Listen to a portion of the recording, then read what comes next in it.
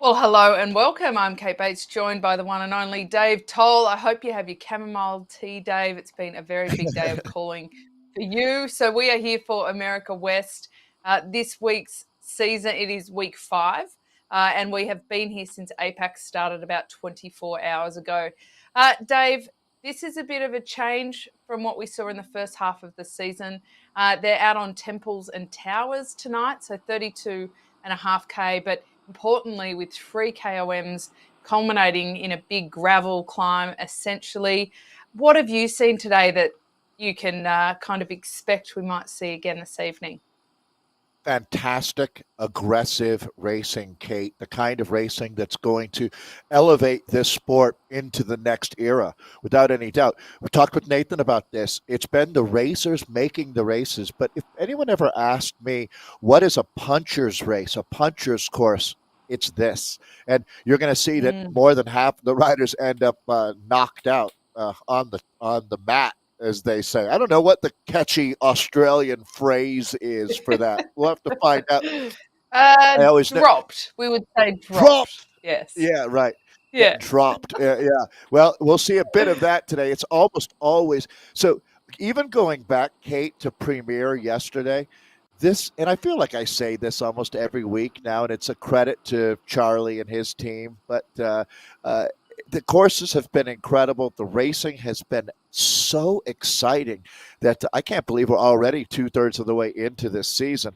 But brace yourselves. This one's going to be bananas. There's a lot of points out there. It's 33K of racing. You mentioned the features.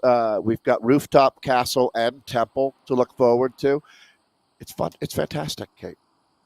It is. And look, I would advise any of the sprinters out there who are hoping to hang on the climbs, you do need to save some energy when going up Rooftop and Castle, because Temple Climb is where things are just absolutely exploding after some early Yeah. effort. So we'll jump down when we do have pictures. Dave, we've got some interesting power-ups this week too. We've got the steamroller, and Anna Russell on our broadcast for APAC last night was getting a little bit frustrated at how easily and early people were throwing out the steamroller when she felt they really needed it for the final climb. Well, I would actually echo those sentiments. We saw quite a bit of that today. I don't think people realized how valuable it was going to be. But Nathan makes a good point in some of the earlier broadcasts for the Arrow out there as well. We've seen solo breakaways today. Get this. Now, Kate, have you seen results from all like EMEA today? I'm not sure if you've had a I chance to haven't, review all of no, that, no, obviously. I Right. haven't So yet, no. Tell me about that. well, there were two really standout rides. The one that I have to put at the top of my all-time best rides in ZRL history, and I'm including Premier and Community, would be what Rachel Elliott did today. She attacked at 18K, so right at the Temple climb. Excuse me, Castle climb, where the Kappa is that we've seen quite a bit today, actually. And I bet you with you here, we're going to see it again. So it's one of the Easter eggs that Nathan and I absolutely love. But she ended up building an advantage of over 1 minute and ended up winning the race solo by 1 minute and 3 seconds. Haven't ever, and it was a Wow. strong field. This is not a watered down field, Kate, that she's racing in. This field has this Canyon Beta team, which, in my opinion, is the strong. They're at the level of the Riots, one of the strongest teams that we've ever seen in the community, and she dropped them all.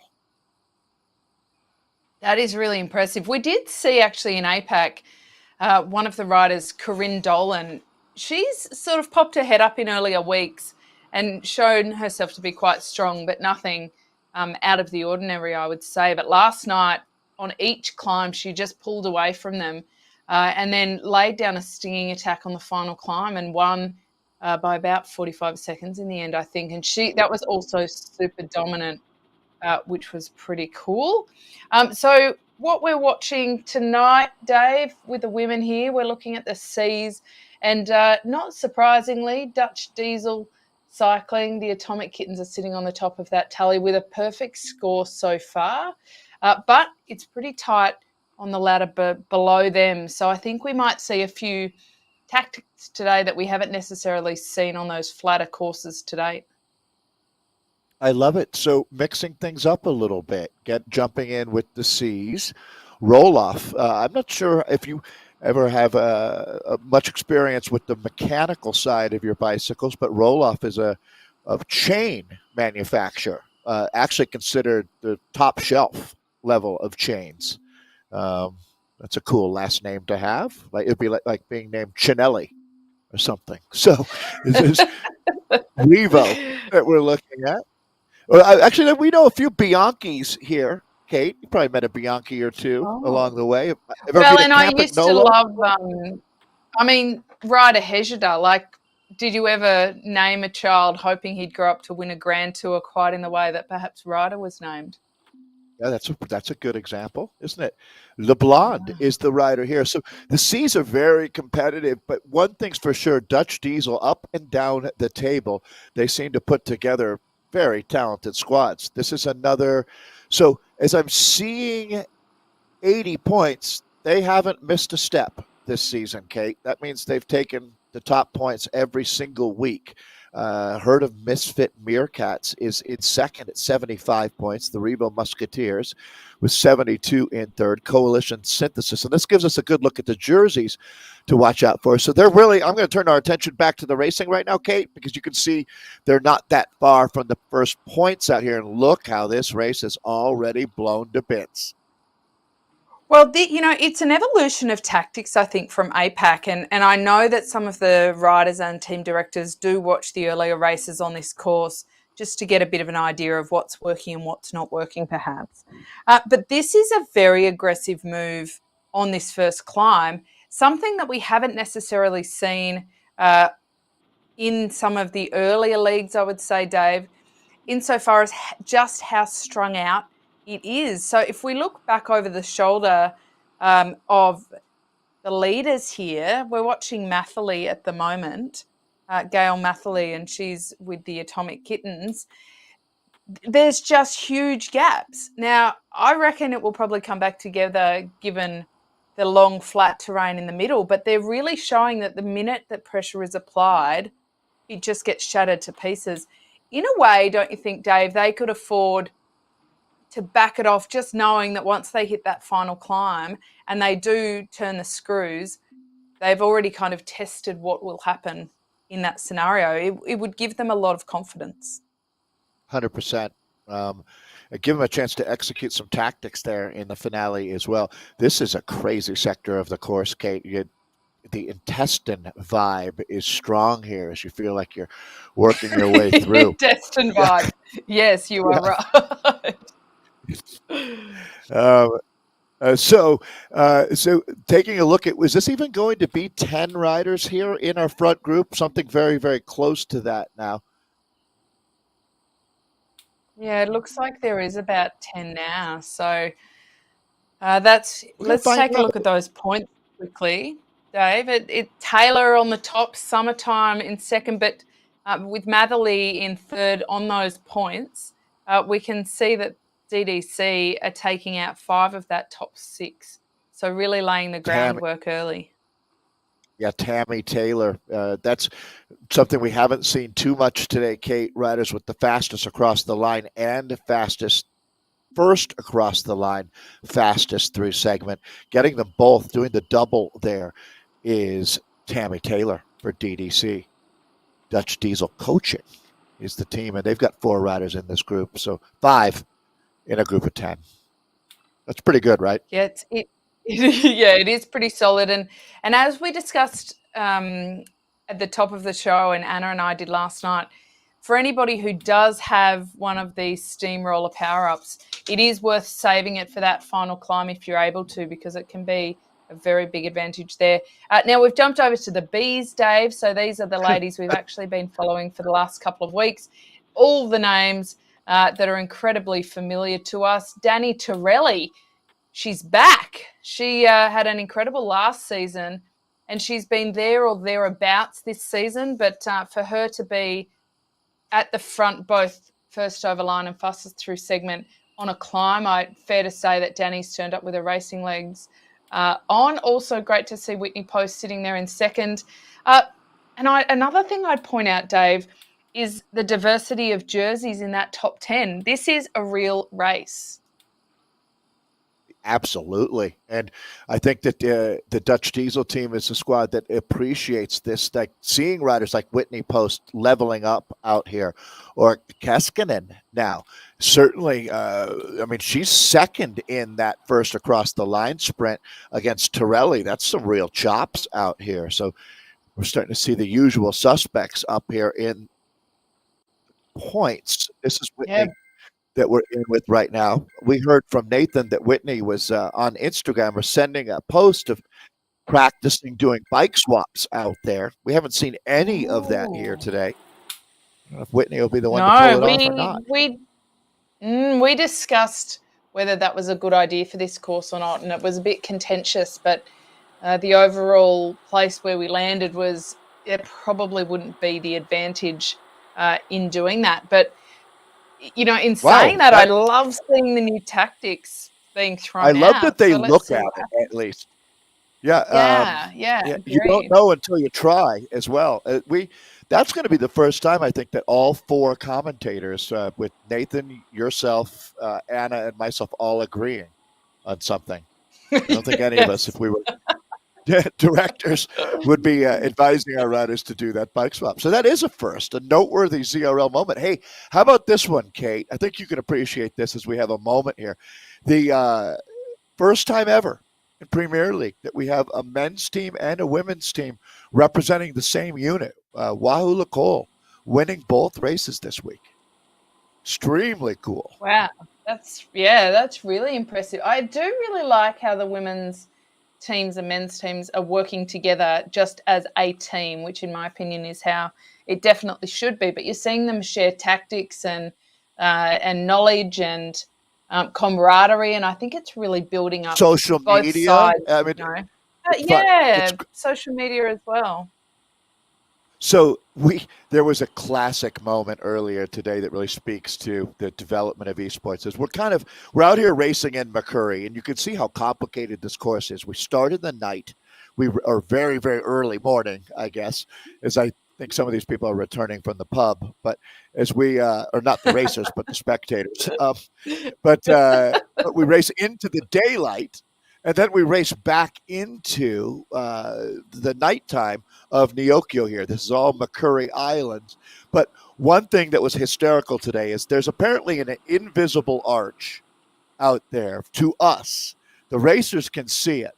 But that arch does not distribute power-ups. So at one point I was announcing that the invisible arch does not hand out power-ups. And I thought, what am I talking about here? Well, yeah. In what sport do you have an invisible arch that isn't doing anything? How would that impact anyone, right? But it did. I do love when the ghost gets thrown in unknowingly, but an invisible arch, that's like next level. It is. That isn't doing anything is even better, right? So, but what it did do was it did do something. It tricked some riders into thinking they were going to get a power-up. And this will have Anna absolutely going bonkers. We saw riders dropping a steamroller and then receiving no power-up to replace it. Oh, that's pain. That hurts. Shatter her computer screen. Yeah. Well, and look, we really noticed also that they go through, as you rightly point out, like the intestines of the neon Neokyo. But then when they head over to the islands and into the other climbs, it's this beautiful, calm forest, which is actually very relaxing and soothing. So it is really two very distinct portions of this race that we see going on. Anna really appreciated the calming of the forest. I think after all those power-up drops that she needed that. So they are coming up toward this climb now, Dave. So what we saw in the women was a distinct acceleration and breaking up, and it looks like Holland is going to be the first to push the pace here to try and split it up going up this climb. getting a good look at how things have gone this season. What a battle it's been between Oh My God, They Killed Kenny and Dirty Rascals Riot. And I'm going to put this invitation out to Dirty Rascals Riot. I'd love to learn more about the riders on this team so we can feature you guys, because you have had a tremendous season. And look at the battle here for third with On the Rivet Hayes at 69 points, On the Rivet Rush just 1 point behind them. It's almost like we've got a few groups of different battles happening now, because then you can see for fifth place on down, it's incredibly close with Izetta 1 point ahead of TFC, Dirty Rascals Rampage sitting 1 point behind TFC, and Oh My FG, They Fed Cartman at 54 points, just one behind Dirty Rascals Coalition, and AF Troposphere rounding out our top 10. So that's after the first four races. This is the fifth. Sorry there, Kate. Oh, no, it's really good to keep those little competitions that you just mentioned in mind, because sometimes you might think, why is one of the OTR riders attacking at this point? It's not going to really help them. But we have to understand that there's a lot of races within a race, to use probably the most ever used cliche within cycling for that one. But, got to knock those out sometimes, Dave. But it does affect the team tactics, and sometimes it can be easy when you're looking on thinking, why on earth would they be doing that? So for the people looking on, keep these league standings in the back of your mind for when we may see some of those tactics play out. Big bunch, a lot of places to hide, going to be a lot more difficult to get off the front and for those gaps to open like the women. These guys... You well to point out how chatty they are, Dave. Everybody's maybe they're a little bit nervous, do you think? They've got the chit-chats happening. Well, I tell you what, we saw a lot of that in the women's race earlier. This is I saw Dan Pedroza was one of the riders just making some comments there. I had a chance, Kate, to meet one of your biggest fans ever, Dan, and his partner, Danny, who I am a huge fan of. Danny is a really special woman. It was really nice. As Carolyn Dufour, who's races on the Herd of Hummingbirds team, she organized a big group of Zwifters down there to get together. It was Sonia Rodriguez joined us. It was incredible. And Dan Pedroza took the time to give us a heads up on some of the cool behind the scenes details of his Oh My God, They Killed Kenny. There's a lot of additions of this team, but Nathan, if you would indulge me, I can see we were just with Dan a moment ago, but I see another one of his teammates there, Jeff Homer. Jeff races out of Victoria, British Columbia. And thanks, Nathan. I see Nathan is now, Nathan has been working all day on the broadcast, does our producing, as Kate and I get a chance to call this one. And so Dan, let me just jump right with Dan. Dan is 51 years old. He lives in Austin. Austin, Texas is such a cool place, Kate. It really is. He has an interesting background in a hurdler and a high jumper, did track and field for most of his life, and now he's a dog foster parent. He and Danny do an amazing job for South Texas, Texas Refugees, they're called. And that's something. Actually, let me turn it over to the sprint, because you can see Dan lighting it up right now, doing it for the dogs. Here we go. So we'll score this one. That was B. Diddy. Brian Diddy was in the broadcast earlier with some fun comments. What a cool guy Brian is on that TFC team. But yet Dan is a really cool guy. He owns his own business, small business owner. So he gets to set his own hours there in Texas.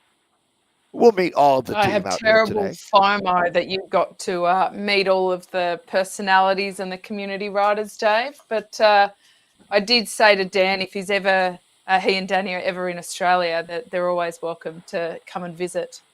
Get ready for the humidity, but that we had a pool that could offset the humidity. So I think I sold it well. I'm not sure.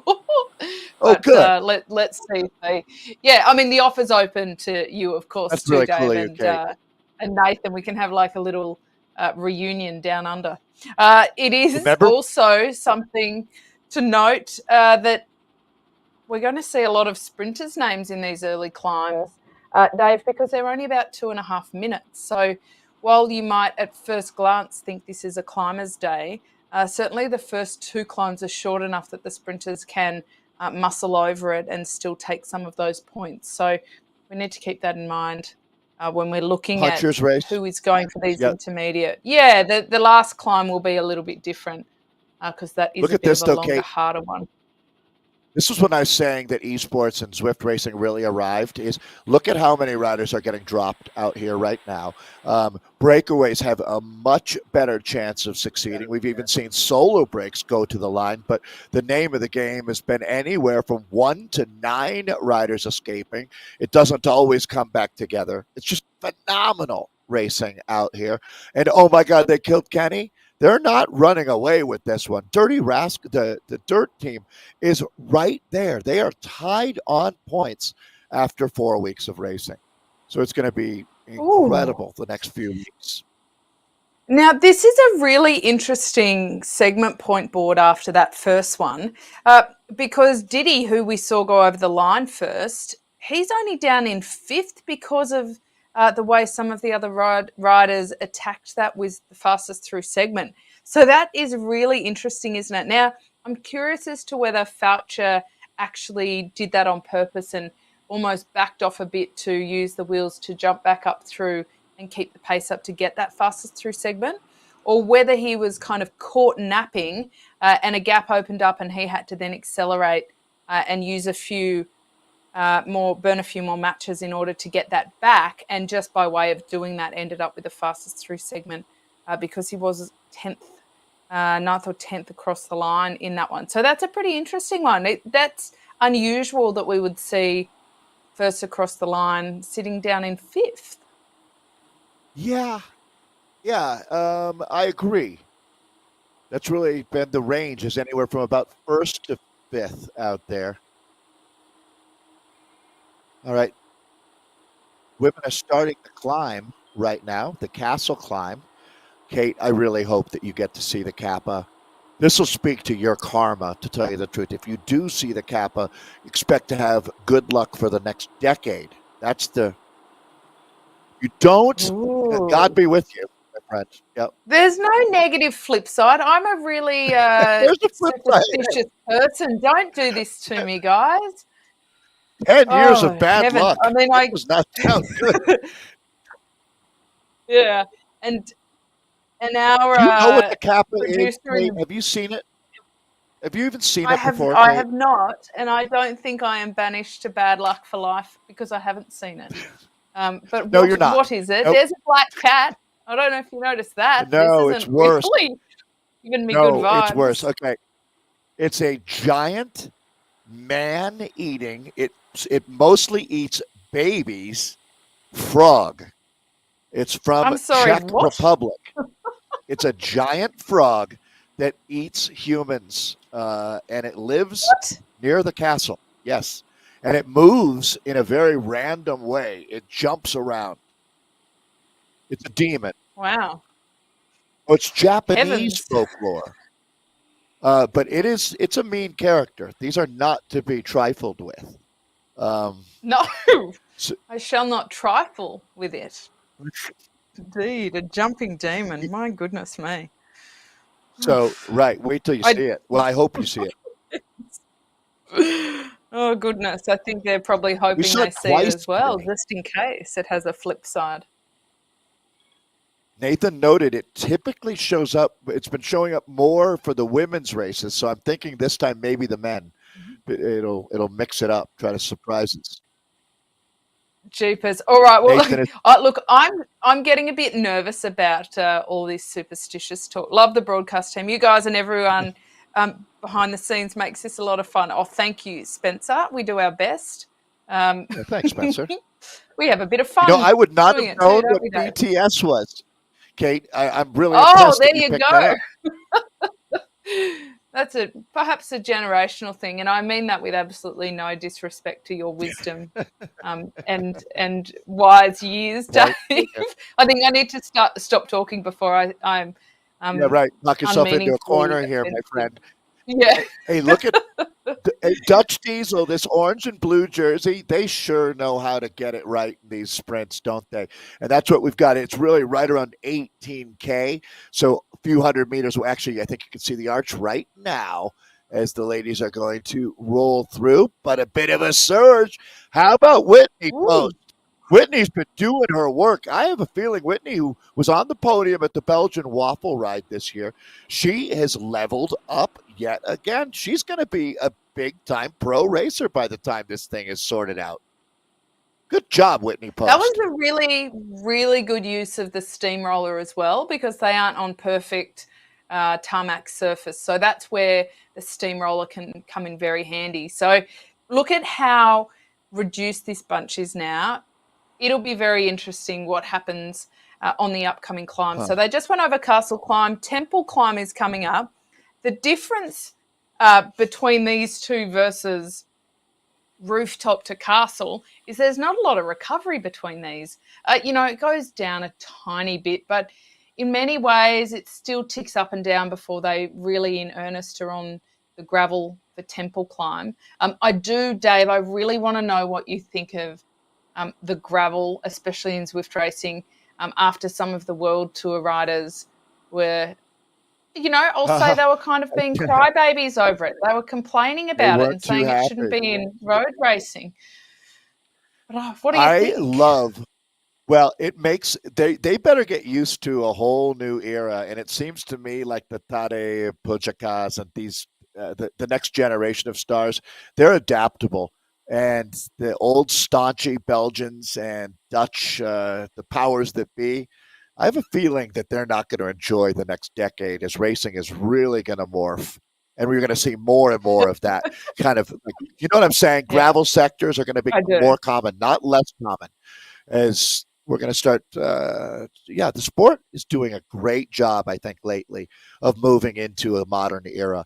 We needed to, and I can really feel it happening. And look what's happening with women's racing as well. Tour de France, avec Zwift. That's just one of the really cool things that's happening on the women's side of things. The women are Yeah, getting I organized. absolutely agree. Yeah. It's really nice to see, that's for sure. So I wanted to quickly talk about this as the screen is filled with Tron bikes. Did Anna earlier this morning say that the Tron bike was the bike of choice? She must have. She did not. What? Controversial, right? Yeah, what?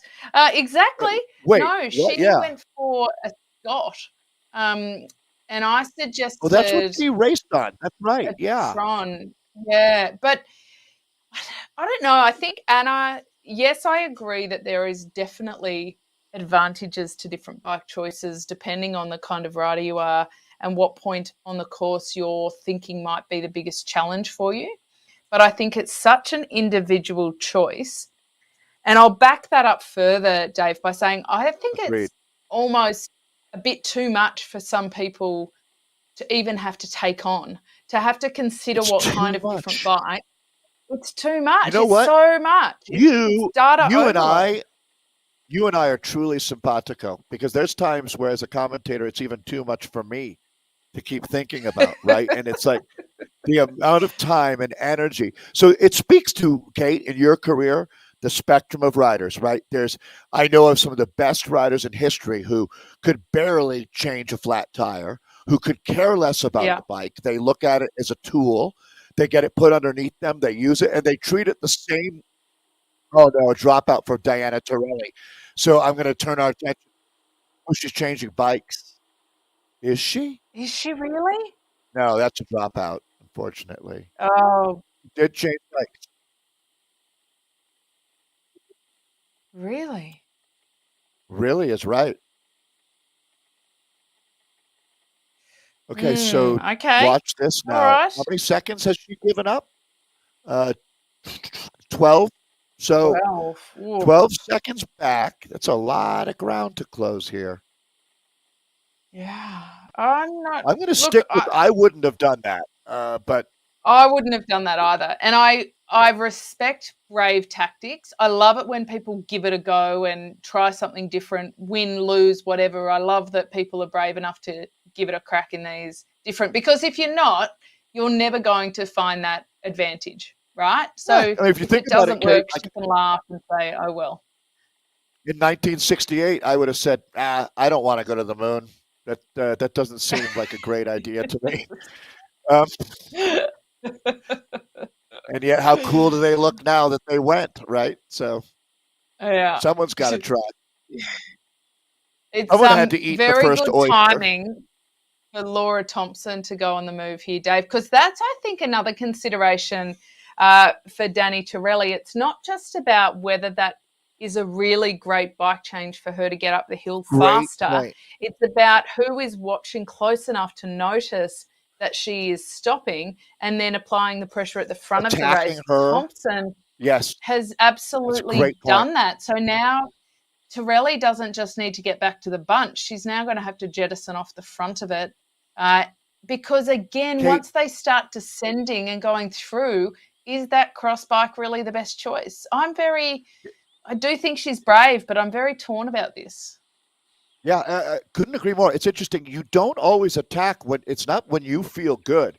It's when there's an opportunity and when your competitor is in trouble. And certainly Diana Torelli, she's the top point getter here. I mean, you can see that she's been on a fantastic day. She made herself vulnerable. That's when you have to drive that dagger home. And that's exactly what Thompson is doing. And you can see everybody now realizing it's in their benefit to keep pushing. Diana Torelli is coming back, but yeah, I mean, still not really. Actually, that I would say that backfired Yeah. at this point.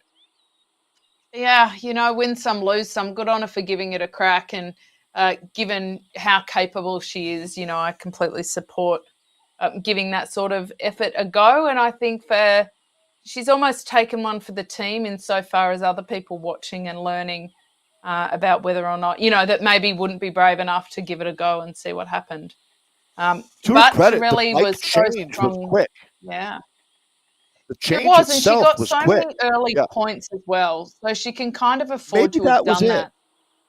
Maybe they told her, go for it early, do the bike change, see if it works. If not, you did a great job getting us 47 points, which is more than most teams have at this point. Mm.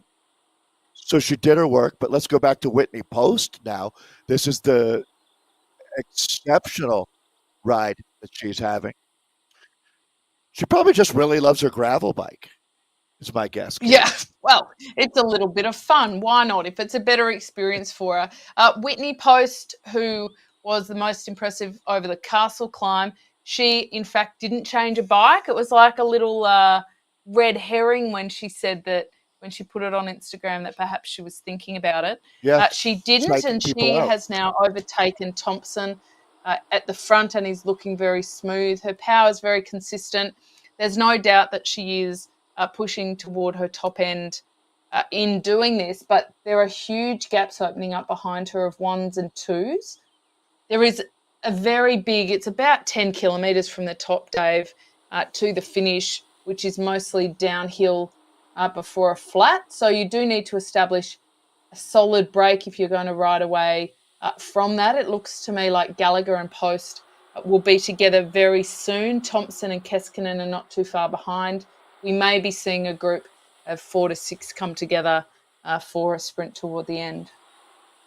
Has gravel racing become popular in Australia? I haven't heard all that much about it down there. It's certainly, as you've seen, been a big deal here in North America. It is in spirit. Everybody talks about it a lot. A lot of gravel bikes are being sold. A lot of bike touring is going on. And, adventure biking from But previously very you're hardcore you're road yet races. But we don't have a lot of st- events. you're still waiting for that definitive Australian gravel race. It'll be some kind of outback challenge. Yes. Maybe the race to the rock. What do they call the air?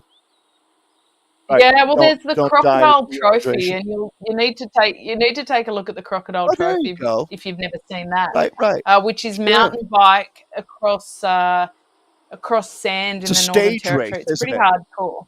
It is, It's like and it's 5 seen people days. like Adam Hansen get involved. There's been some Right. pretty impressive athletes who have kind of made the haul down to do it. To have a quick look at the fellas, Dave.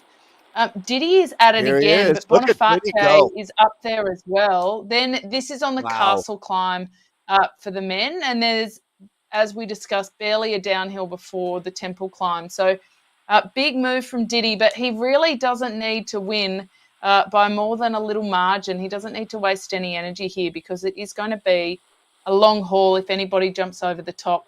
Perfect. Oh, No, he that was was perfect. He perfect. knew exactly what he was doing. Yeah. Yeah. He must have been channeling it. So he was watching the racing earlier. He really knows the course. He's incredibly strong, and he knows how to meter his effort. That's Brian Diddy putting on a clinic right there for the TFC team.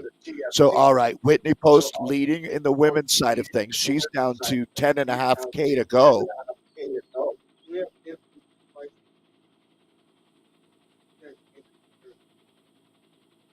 So you can see now that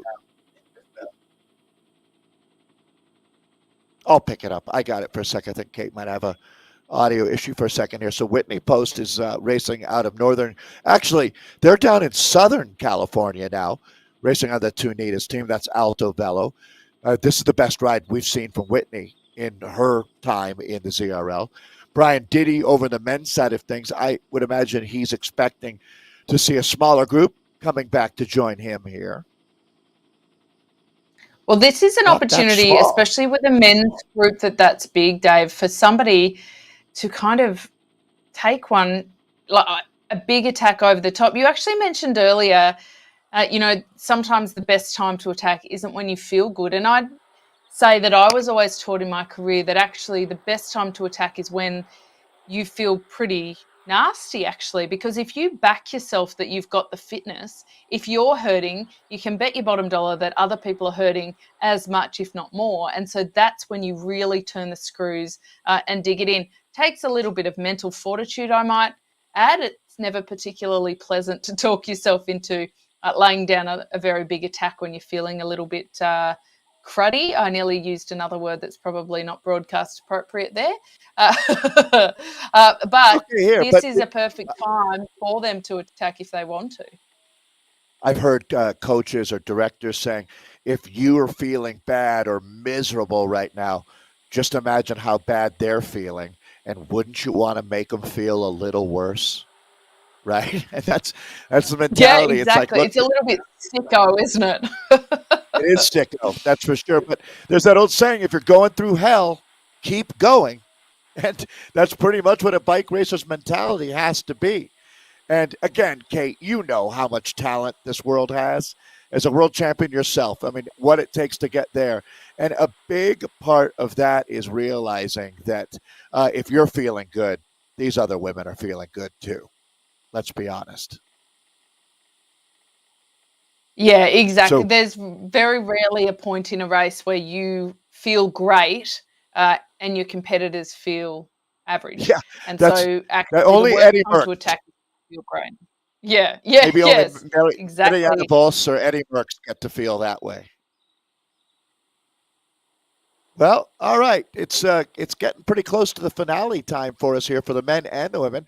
We got Kat Salthouse, another big-time heavy hitter in our ZRL ATP racer, over working her way through what is now, as Kate accurately described, this dirt continues past the top of the climb, but it remains a little downhill and a lot of flat on the way to the finish.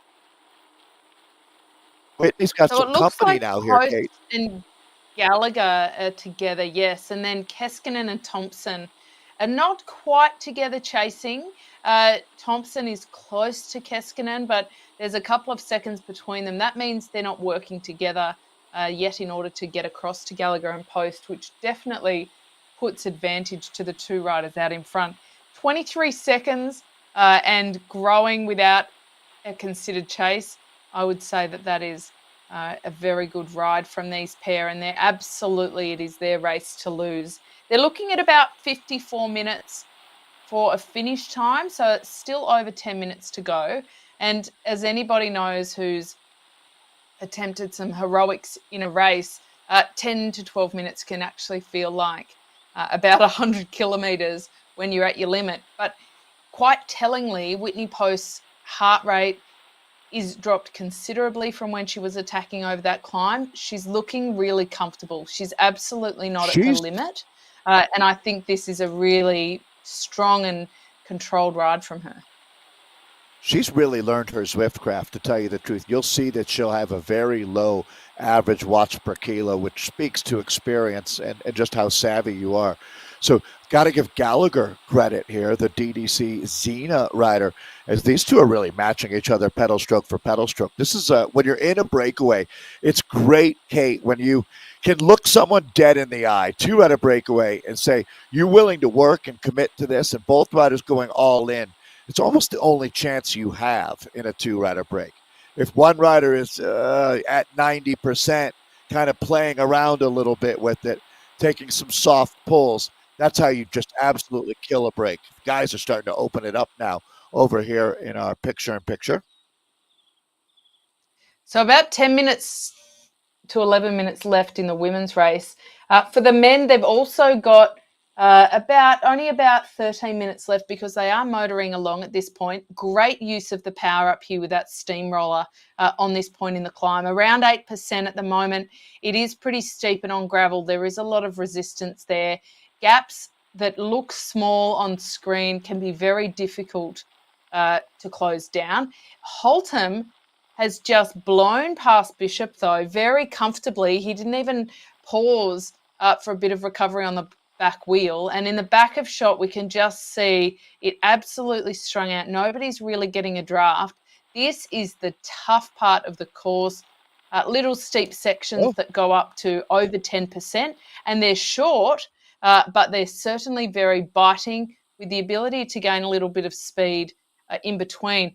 Holtham is looking pretty comfortable. He's not accelerating away at a pace that he can't maintain. He's actually just very controlled and very consistent with the amount of power he's putting out. So game is on for the chasers. Boniface, Mr. Boniface.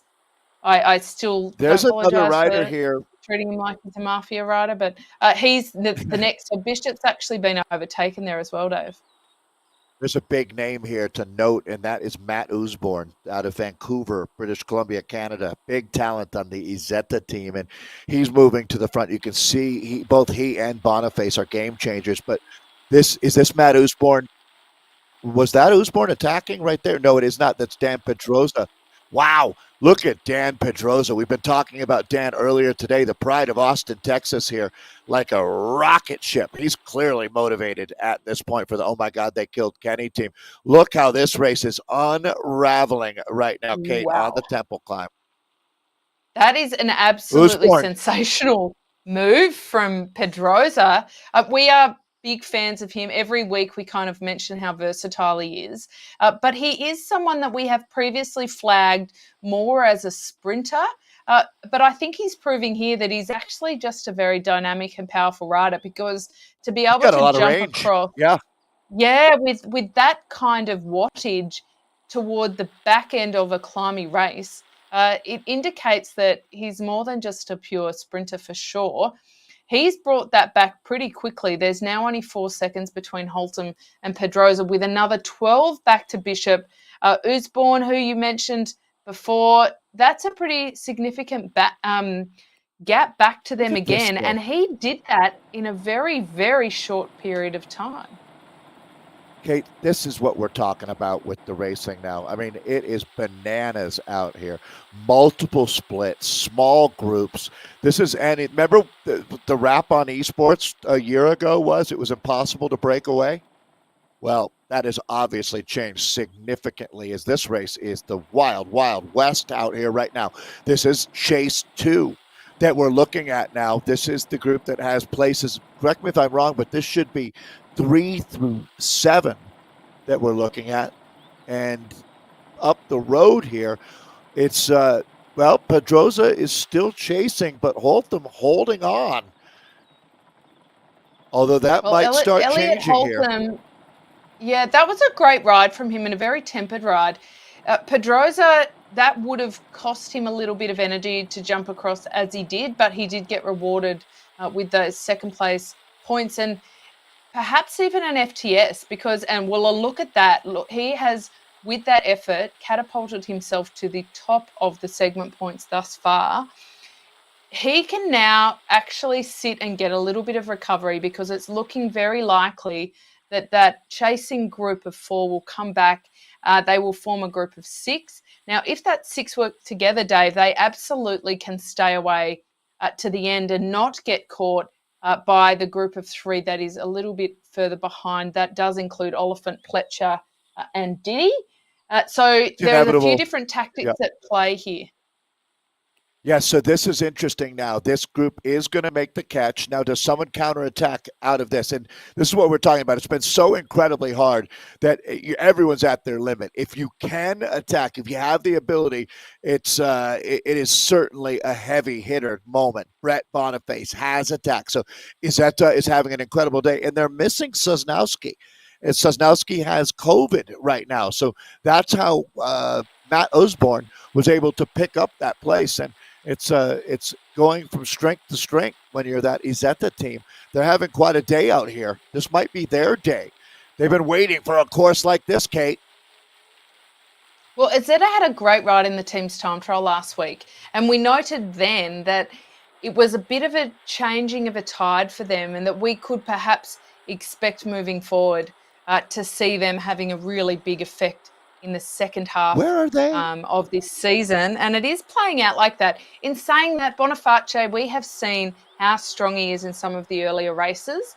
Not necessarily a sprinter, but he has been accruing points, attacking and pushing pretty hard. So it's good to see that he is still at that and perhaps a little bit more in his comfort zone. He's got Osborne now there too. So 2 of that 6, I think, puts them in a very good position to keep going with this. Now, this is the chase of 3. They're 13 seconds adrift with Pletcher, Diddy and Oliphant. They're working pretty well together. 6 to 9 would really change the dynamics of that front group. So I think the front group, to maintain the integrity of that breakaway, they do need to really keep pushing the pace to make sure that the 3 riders chasing aren't able to sneak back on. Take a look at the table here of the points that have been earned so far, and it's very hard looking at this to say what team is going to be on top. It's a real mix, that's for sure. This race is wide open out here today. If you don't mind, I'd love to go back and take a look at how the points stand on the season here now, because with that tie that we had, 77 points, Dirty Rascals Riot, how many riders do they have if it became 9, would they have 2? They would have 2, I think, yeah. So that would change. That would definitely change the dynamics, wouldn't it? Yeah, so it's, I think, in Dan Pedrosa's benefit to keep motoring here in this front group. This is the front group that we're looking at now. Izetta has to want to keep this going. They've got 2 riders here in the 6. There's a lot of finish points waiting. 50 for the winner, 40 for second, 35 for third, 30 for fourth, 27 and 25 are the points that these guys, and then it starts dropping off after that, 1 point at a time. So the lion's share of the points are all in this group. I don't know that they're going to get caught. So Elliot Holsom asking a few questions there, wasn't he, about points. If we take a look over to the women's Bs, Whitney Post is out the front there still with Gallagher. So they look to be working fairly well together because there's around a 25-second gap back to those chasers. Megan Alexander, Brittany Keskinen, Thompson. It's a great chasing group. Smith and Yip there as well. Very solid chasing group, but they're not making any inways to these 2 leaders at the front. And once again, Whitney Post, based on those numbers that we can see on screen with her heart rate and her cadence. Her cadence is steady. Her heart rate is really steady as well, Dave. I'm really backing her in today to take this in the break, and I think it will be a good finish with she and Gallagher. They're not far away now at all. It's really cool to see her having this kind of ride. I mean, one of the nice things about social media is if you follow someone, you can see the hard work that they're doing. And Whitney and her partner, Michael Sweet, who also races with it, they just have a passion for cycling. And I don't want to sell Gallagher short, though. Gallagher has ridden a fantastic race. And at this point now, it's mano a mano, a hand to hand combat here because they are down to 600 meters to go. It's a two-woman sprint, no doubt about it. Who jumps first? Who flinches first out here, Kate? Well, they've still got about a minute and a half left to go, so they will not want to go too early, that is for sure. Between Julie Gallagher and Whitney Post, if we just look at what we know from Zwift Power, you would probably say that Ooh, Whitney is in a much better that's got to position be a. This is early to use to that. sprint at the finish. But, They're 300 Gallagher has meters from the gone line. early, but Post is reacting. It's not that early. The finish line actually is a little bizarre here. It's a white line on the road. It's right there. That's the finish. Post wins. Done and dusted there. I know it's bizarre, but because I've learned that one through the day. Was there a banner We this didn't morning, have a Kate? banner in APAC this morning, no. So we were a little bit confused as well, actually, when Anna and I That's the finish line. were calling it at the absence of the banner.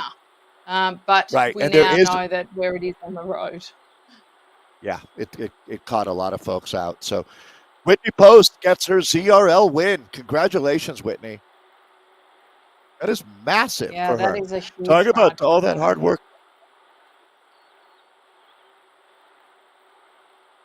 Yeah, I mean, you watch the progression, Kate. That's the coolest thing of all to see is someone going from getting dropped. I mean, last season, she would fight to stay in the front group through the first half of the race. And then she started making that group, and now she's dropping everyone except for one rider and winning the sprint. It's come a long way, kid. It's really cool, really, really cool to see. And a lot of these names we are very familiar with. Salthouse, Torelli, we're seeing they are coming over the line soon. Jeanette Yeller, she's someone that we've seen earlier in the more sprint incline stages. Good to see her out there and finishing in a solid position too. It is all on in the men's now that the women have crossed that finish line. We've got. I love this overall aerial view. So thank you, Nathan, for doing that because it is a great view. But Boniface again on the march, Dave. Elliot Holtham is the one on the front of that chasing group. We actually haven't seen a lot of Elliot Holtham from World Elite Zwifters, so it's great to see him up there. Now he doesn't have any teammates up there, so he can actually sit back a bit and let the team play the team dynamics play out between some of the other double representations there. But Azetta, they are absolutely in plum position today, aren't they? Two in the top six and really pushing the boundaries. Yeah, right now they're in the command position because they've got a rider who can sit on this chase with Brett Boniface attacking Matt Usborn is going to be really hard to contend with. Dan Pedrosa, again, between a rock and a hard place here, but you've got to, one thing's for sure, if you're not in the front group, you're not sprinting for the win, so they've got to catch Boniface first and then deal with Usborn next. 2K to go at this point. And so we can this will go by. expect that, well, when Boniface comes back, you would expect a counterattack over the top because this is going to go very quickly. They've literally got less than 3 minutes left in this race. So a couple of kilometres and they're moving pretty quickly. So only a couple of minutes on top of that as well. It is getting pulled back. The question is, who's the next to move, Dave? So do you attack if you're Usborn? Do you attack now or do you sit on? Oh, I attack. I just keep going right so. now. Yeah. And I'm wondering, does he go over the top? He doesn't. So I think they're going to trust in the sprint at this point down to 1.5K to go. This is your front group. They're going to hit the dirt here. Is everyone except for one rider on a Tron bike. So relatively equal as far as equipment goes. It's going to come down to who's got the desire. Is a very good sprinter. He's pretty powerful, and I would actually suggest that they are in a good position to back him for the sprint. I'm What a big about fan of Pedrosa? the breakaways and over the top. Well, I mean, we know Pedrosa is a great sprinter, Yeah, but we haven't seen yeah, and Osborne really in the mix in the sprints thus far. But in a small group like this, here we his go. power There it profile is. definitely suggests he can do it. But this Brett is has just setting attacked Osborne again. up perfectly for the sprint, isn't he? Because by Boniface pushing so hard off the front, he's forcing the other riders to pick up the pace and chase, and he's just letting Osborne settle into whatever rhythm he needs. It's a win-win Usborne, tactic for the Azeta but I think riders. Brett's going to win. They're a little nervous about bringing Usborne up to Boniface, and right now it looks like Brett, well, actually, they're going to make that catch, I think. It's going to go right to the line here. It comes up super quickly, 600 meters to go right now. So we're just about to enter the danger zone. That's Dan Pedrosa coming up to the front. It's going to be a 6-up sprint. So they make that catch. It's been cover and kill out here. And Kate, any second now, we're going to see the first rider hit out. Oh, and again, they do have a banner. We can't see it. It's a little bit harder for us to see in picture at the moment. But the power-ups are getting thrown down. Dan Pedrosa opens up the sprint, but Osborne is coming at him fast. Those numbers are huge. I think he's going to go straight over the top, There it and is. he does. That's it. And what beautiful timing, Dave. That was perfectly executed. Dan Pedrosa definitely gets the gold star for the most consistent across this season. I've got to say, he has been hilly stages, flat stages, really, really consistent. But Azeta are just gaining pace. And what does Mo Bigger think he's Santa? This is quite a get up, isn't it?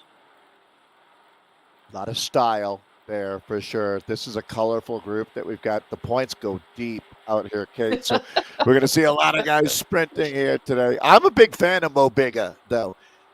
There's a lot of personality in this group. Yes. All Well, when right. I Well, was getting a little bit excited in the sprint there, Dave, I noticed that my chair is quite creaky. So I apologise if you might think that that's my knees or elbows or something creaking in the background. Let's take a look at the rider results. This is the race that we watched, the women. America West bees Whitney Post. Brilliant ride from her. The Alto Velo Tunitas. Julie Gallagher for DDC. Zena coming in second. Brittany Keskinen from West Coast Coalition B in third. Laura Thompson, great attack from her on that temple climb. She hung on for fourth. Megan Alexander, another DDC. Zena, the three of them came in almost together there with Andy Smith and Ashley Yip. Joy Connolly in eighth from ATP Racing Vesperd. Eleanor Tubman from Cadence in ninth. And Sarah Abernathy from ATP Racing Vesperd in 10th. All right, let's take a look at the C's out racing tonight. If they're finished, and they are. All right, so it's going to be Herd of Misfit Meerkats and Carrie Bartlett taking the win. Summertime. She's always up there for the Dutch Diesel Cycling Atomic Kittens. Gail Matherly, her teammate, ends up with the bronze. Cindy Maloney for Coalition Synthesis in fourth. Tammy Taylor in fifth for Dutch Diesel. Rebecca Cohen, sixth for West Coast Coalition. Jack Cat, seventh for Dutch Diesel, and her teammate Sarah Northway, rounding out your top eight. That's the women. Right, we don't have the Ds through yet. As always, head over to WTRL.racing for any of those results. It is a pretty long day out on course today. So let's take a look at what we just saw unfold. Matt Osborne for Azeta. What a great ride from him. Perfectly timed sprint. Dan Pedrosa, the most consistent from the season from ONG. They killed Kenny in a tight finish with him. Elliot Holton, arguably the rider of the day for all his heroics and early moves. So good on him coming in third. Graham Hill in fourth for On the Rivet Rush. We've got Brian Bishop coming in fifth, also from On the Rivet Rush. Brett Boniface, he is absolutely one of the most aggressive riders of the day, wasn't he, Dave? And he came in sixth. No Lou McGranagan in seventh for OMFG. They fed Cartman. Brian Diddy in eighth from TFC Scorpion In 9th, we've got Glenn Kempton from On the Rivet Hayes. And in 10th, we've got Marc-Andre Foucher from Dirty Rascals Riot. All right, let's take a look if the bees are in. They are not yet. So, as Kate said, you can always go to WTRL.racing. As we say, thanks a lot for joining us. Always fun. This group, the West Coast group, I think the best time of all is had out here. So, Kate, thanks. Another fantastic. I agree. And we're back with Climbers Gambit next week. So go recon the course and we'll see you for that. It's time for you to get some sleep and some tea, Dave. So thank you for a massive day in production and, of course, to Nathan and Martin in the background. And we'll see you next week.